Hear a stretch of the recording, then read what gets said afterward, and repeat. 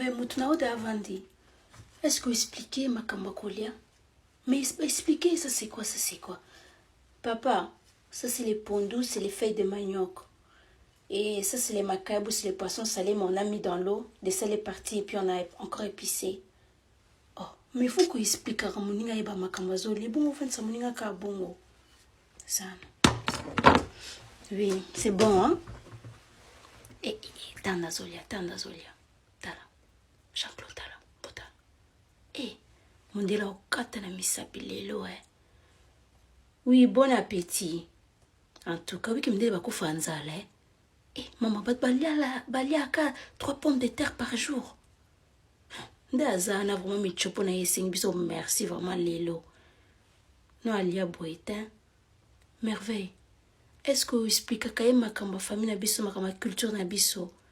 Parce que mon délai ngana boyim comment on a tellement de bosso porte na bisanga o t'avais pas rendez-vous na soie minouin. Il faut expliquer que chez nous, on aime trop nos mamans. On aime trop nos parents. Yé maman na yazapi, na maison de repos. Eh, merveille choba idée au thé, hein.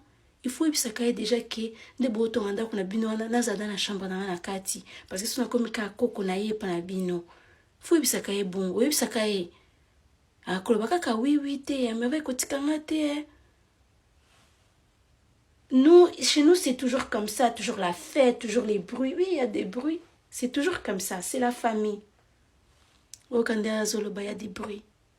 Non, il y a yoka. Et puis, il faut expliquer que ma camarade tu vas l'expliquer.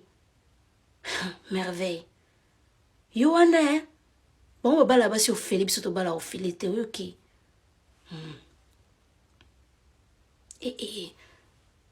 Ah, si, ça y est. Ah, merveille, bato na moto te so bakisela ye, aoyo kasoni bakisela ye kambala moko. Jacques-Claude, lia malembo, lia na mundele, s'il te plaît. Yo pour moni ki azoli, est-ce que zo kata mbang. Pour nous ta sonia. Non, monsieur prend. Jacques-Claude, tu la yeka e bona sukako. Ata mupaya ye, yo ka ifo na otondara liboso. Merveilleux qui kande na bisio, il faut pesa ba valeur na biso. Oyoki, ko bosa te mwana ngako bunga te. Nazo stressé wap na biso makamde il faut ebisa ye. Ko pesa kanda te. Non, mais y a rien. On parle fort.